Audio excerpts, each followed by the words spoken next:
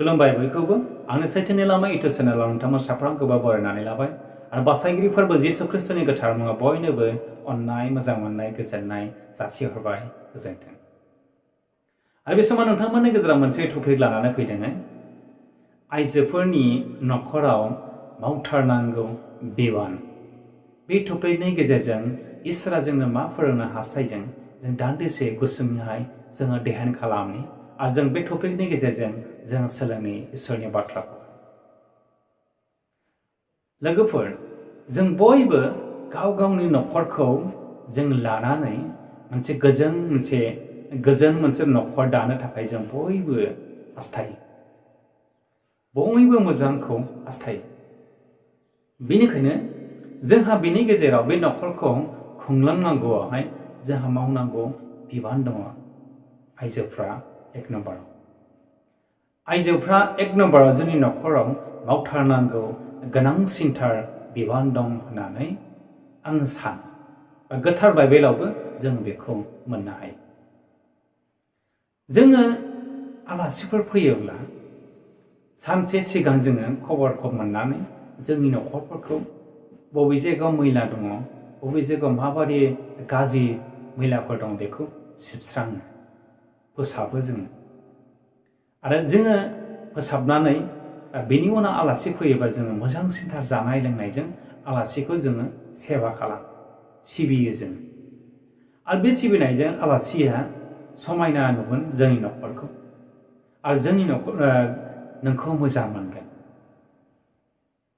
मोजां नुगोन आरो मोजां मोनगोन। आलासिनि गोसोआबो गोजोननाय मोनगोन।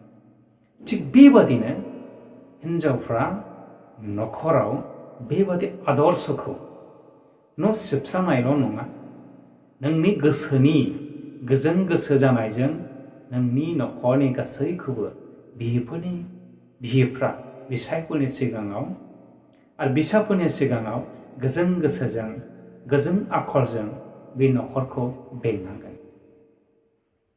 बे न' सिबनायजोंल' नङा, सानि फोसाबनायजोंल' नङा, सिंनि फोसाबनायजोंबो जोंहा माखासे बांसिनथार मावनांगौ बिबान दं। बेनिखायनो जों बिहिफ्रा गोथार बाइबेलाव जोंनो आइजवपwrनि 3 अध्याय 1 आरो 2 जों मोनसे बाइबेल पार्टनिफ्राय जों फरायनानै खोनासं। बेबादिनो नोंसोर बिहिफोर गाव गावनि बिसायनि सिङाव गं।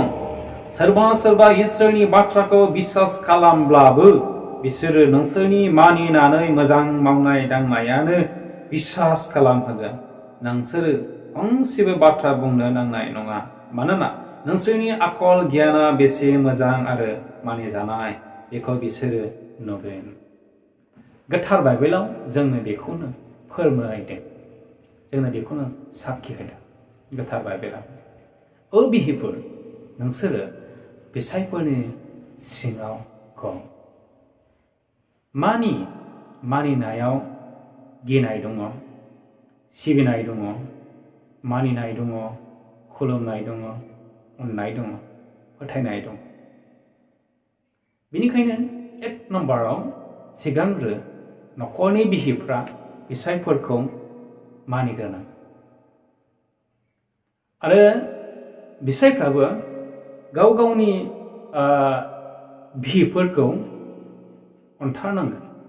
आं जायखौ अनो आं बेखौ बांसिन मोजां मोनो आरो आं बेखौ अननायजोंनो बेखौ आं नोजोर होयो आरो आं बेखौ गोमाजानो गियो। बेबादि मोनसे फोथायलायनाया बिहि आरो बिसायनि गेजेराव सिगां थाग्रोनांगोन।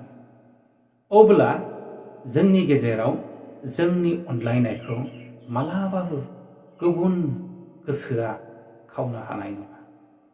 गुबुन गोसोआ जोंनि नखरखौ गावस्राहोनो हानाय नङा। बेनिखायनो जोंहा माखासे सेक्रेसि मावनांगौ बिबान दं, सेक्रेसि मावनांगौ दायथ' दङ। पासवार्ड बादि जोंहा थानांगोन। जोङो जेरै गाव गावनि मबाइलफोरखौ जोंनि गावगावनि मबाइलफोरखौ माखासे डकुमेन्ट्सफोरखौहाय गोमाजानो गिनानै जोङो पासवार्ड खालामनानै लायो जाहाथे गुबुना खावनानै लांनो हाया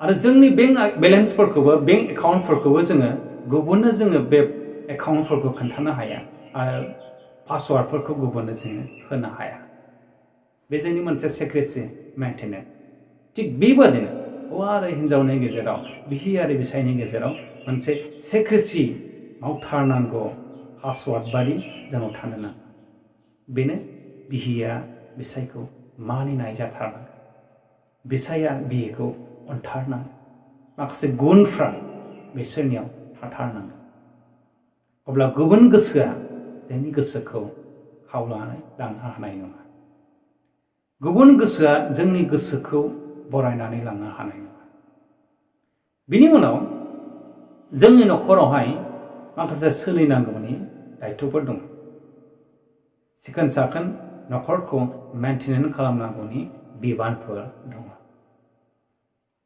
जोङो देहायारियावबो सिखोन साखोन जानांगौ आथिखालाव जोङो दिनै नुबाय थानो मोनदों सोरबा सोरखौबा दोनखारनानै लाना थांनाय सोरबा सोरखौबा बहायबा दोनखारलांनाय बिसा गोनांफ्रानो न'खर गोनांफ्रानो बेबादि न'खरनि गेजेराव मोनसे गावस्रालायनाय गोमोरलांनाय अननायफ्रा फोथायनायफ्रा थुबजा थुबसि जालांनाय जों नुनो मोनदोंसै जोंनि मेगनफ्रावनो बेफोर जाथायफ्रा जानो हमदोंसै बेफोर माहायनिफ्राय जादों बियो जोंनि भुलावनो जादों नामा जों बेखौ दान्दिसे जों रिसार्च खालाम जों दान्दिसे जों गोसोखाङो बयबो गोसोखाङो जोङो जेब्ला जोहोलाव सेंग्रा सिख्ला बे समाव जोङो जेब्ला मोजां मोनलायो बे समावहाय जोङो बिराद माने अनलायो आरो जों गोमाजानो गिलायलायो बेनिखायनो जों सान हर फन रायलायलायो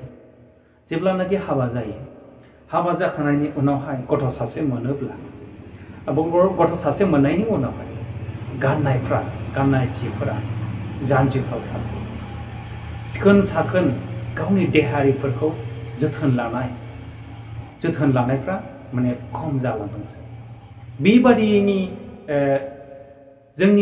जोंनि गेजेराव जोंनि देहाफोरखौ सिखोन साखोन खालामनो रोङैयाव जोंनि बिहि आरो बिसायनि गेजेराव माखासे अननाय मोजां मोननाया गोमोरलांनो हमदोंसै लासै लासै खमायलाङो बिहियाबो बिसायनि सायाव आरो बिसियाबो हौवायाबो बिसिनि सायाव बेनिखायनो जोङो देहायारिबो मेनटेनेन्स खालामनांगौ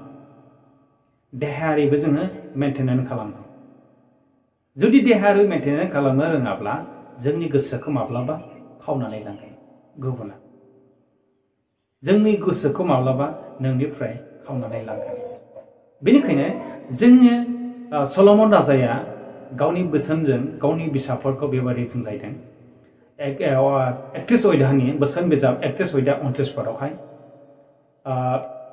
बेबादि जोंनो फोरोंदों सल'मना बिसाया बुङो गोबांथार मोजां हिन्जावफोर दं नाथाय बयनिख्रुइ नों मोजांसिनथार सल'मन राजाया बेबादि बाथ्रा बुङो गोबांथार हिन्जावफोर दङ मोजां हिन्जावफोर दं नाथाय बे मोजांथार हिन्जावफोरनि गेजेराव नोंनि हिन्जावा मोजांसिन नोंनि हौवाया बयनिख्रुइबो साबसिनथार सानफ्रोमबो जोङो सिखोन साखोन आरो मोजाङै जोङो मेनटेनेन्स खालामाब्ला जोंनि बिसायफ्रा नोंनि सायाव सानफ्रोमबो अननाय थागोन आरो गोमाजानाय गिगोन साबसिनखौ बयबो गोमाजानो गियो आरो बिहियाबो बेबादिनो नोंखौ